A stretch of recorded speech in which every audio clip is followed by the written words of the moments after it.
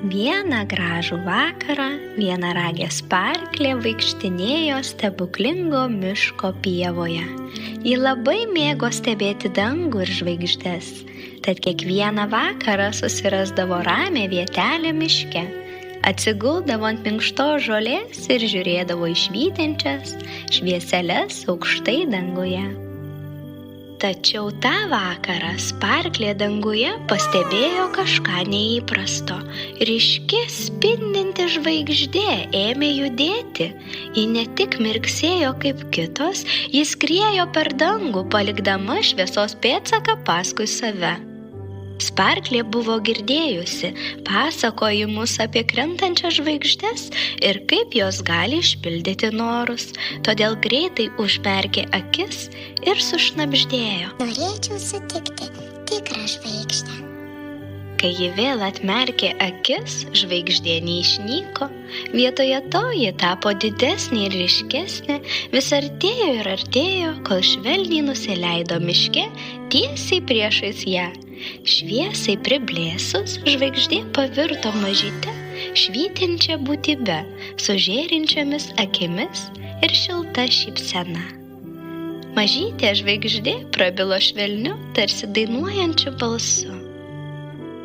Labas, Sparklė, aš esu žvaigždutė ir atėjau išpildyti tavo norą. Sparklė buvo sužavėta, bet šiek tiek abejojo. Ji nežinojo, ko norėti. Geriausi norai kyla iš širdies, Sparklė.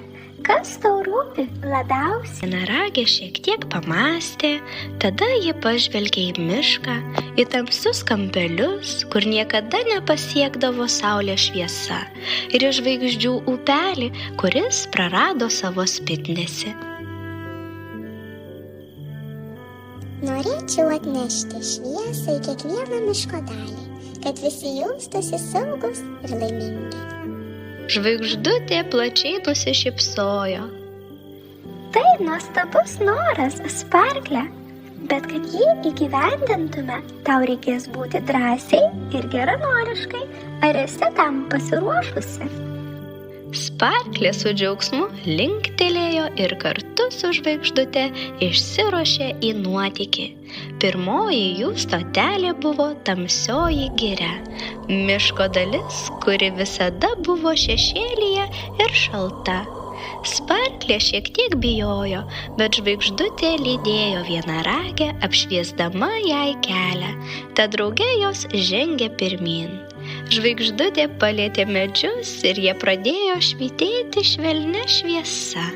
Tamsų šešėlį išnyko, o giria tapo šilta ir jauki. Tuomet gyvūnai, kurie prieš tai slėpėsi tamsoje, išlindo ir buvo labai nustebę bei laimingi.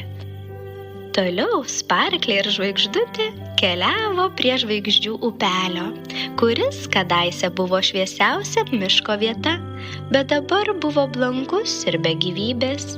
Vienaragiai pasidarė liūdna dėl upelio, tačiau žvaigždutė turėjo planą. Mažytė žvaigždė įlipo į vandenį ir pradėjo skleisti savo magiją. Staiga upelis vėl pradėjo spindėti, atspindėdamas virš jo esančias žvaigždes.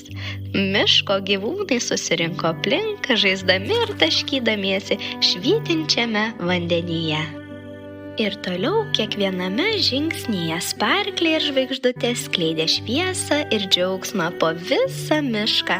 Medžiai švytėjo švelnia šviesa, upeliai spindėjo lyg deimantai, o miško gyventojai šoko ir dainavo iš laimės. Galiausiai, kai aušra pradėjo brėkšti, žvaigždutė atsisuko į Sparklę ir tarė: Laikas man grįžti į dangų, Sparklė, bet prisimink, nors aš ir išeinu, šviesa, kurią padėjai atnešti į mišką, visada liks čia.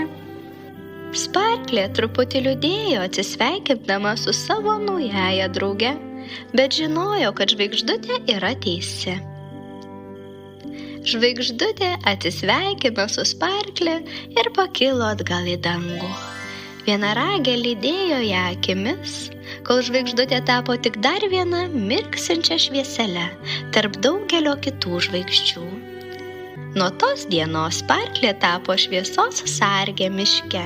Jis skleidė gerumą, kad ir kur eitų.